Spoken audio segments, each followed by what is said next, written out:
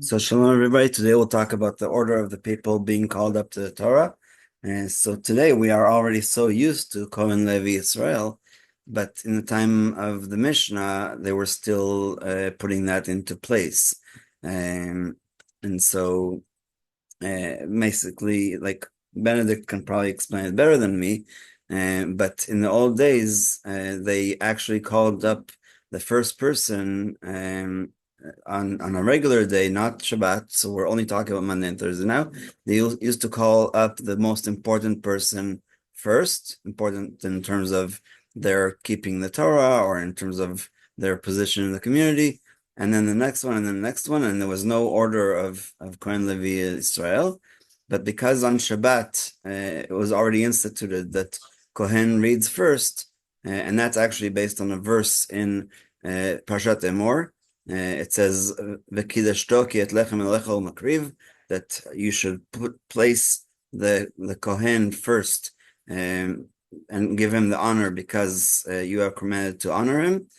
So the first part of the Mishnah, Elu Dvarim She'amur Mipnei Dachrei Shalom, Kohen Koreh Rishon, a Kohen reads the Torah first, V'acharav Levi, V'acharav Yisrael Mipnei Darkei Shalom. So afterwards a Levite and afterwards a Israel. And the rabbis, again, this is a time when they were determining the law. So the first question the Gemara asks is, where do we know this from? So Rav Matna says, because it says that Moshe wrote the Torah and gave it to the Kohanim B'nai Levi. Don't we know that Kohanim are Levites? But the idea is that he wanted to teach us that a Kohen reads first and then afterwards a Levi. The second verse that is brought as a different opinion is V'nigshu HaKohanim B'nai Levi. Also a verse, this is from the end of Deuteronomy. And last but not least, sorry, there's a third opinion, Rav Ashi, B'nai Amram Aaron Moshe. So Aaron was older than Moshe, but so Aaron is the Kohen, and then Moshe is the Levi.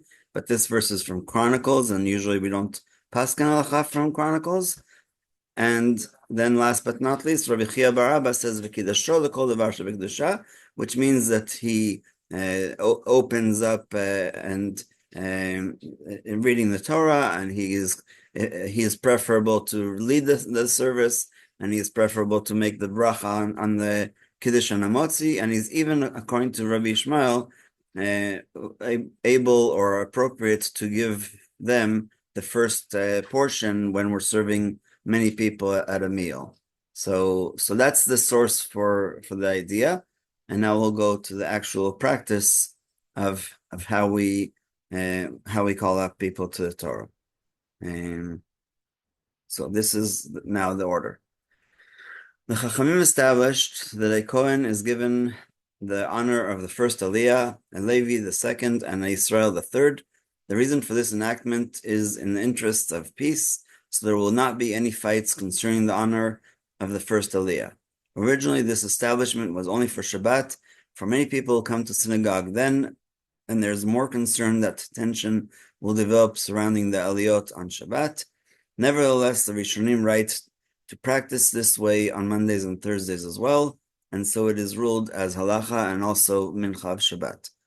If the Kohen is equal to the Israel in status, even without the enactment of the Chachamim, he would have to be called up before the Israel, for it is written concerning a Kohen, B'kidashto, so that we take the last opinion of that the source for this is B'kidashto from the Torah, from Parshat Emor, which is definitely before Devarim 21 and Devarim 32, and definitely before Chronicles. Still, Chazal's ruling comes to establish that even if the Israel is greater than in Torah than the Kohen is called up first for the sake of peace. However, if the Kohen is an Amma Aretz, uneducated person, and the Israel is a Talmid Chacham, the Rishonim disagree as to the law in this case.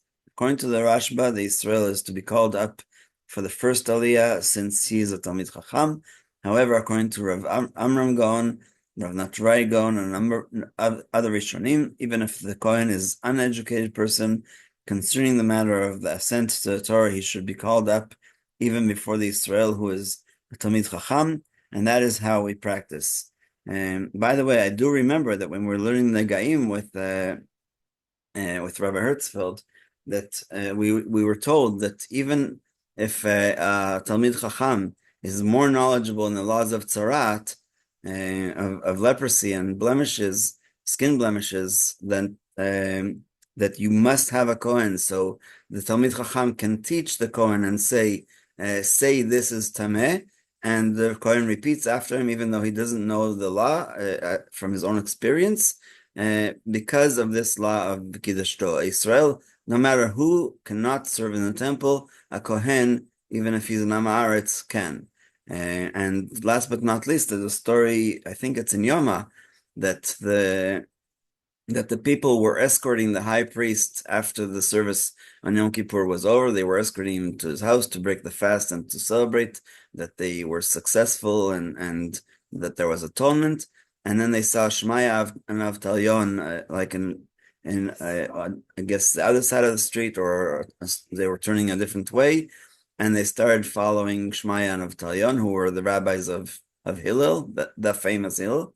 And the Kohen noticed that his entourage was diminishing, and so he made a very mean statement to Shmaya Avtalon, saying that, why did they leave me and go to you, who are the descendants of converts?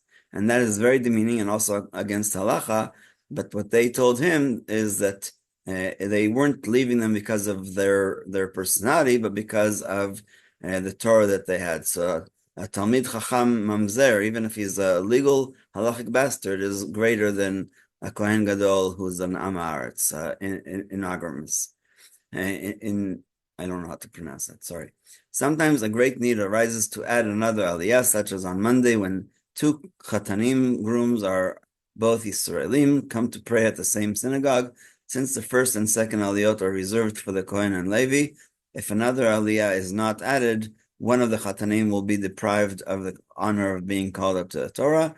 Although according to the Rama, it is permitted to add an aliyah for this reason, in practice it has been ruled that it is forbidden to add to the already existing three aliyot. The advice given, according to the Rama and Mishnah Berurah, is to ask the Kohen to leave the synagogue at the time of the first aliyah. Then, when no Kohen is present, the Yisrael will be called up for the first aliyah, thereby allowing both Chatanim to be called up to the Torah that day. All the other details of who we call up to the Torah and what order, there's a famous one that I think everybody knows, that you're not allowed to call a father and a son or two brothers one after the other. All that will be discussed in the laws of Shabbat.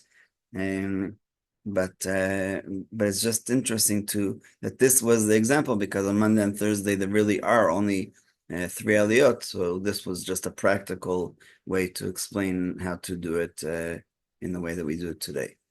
So we'll stop the recording here, and if anybody has any questions.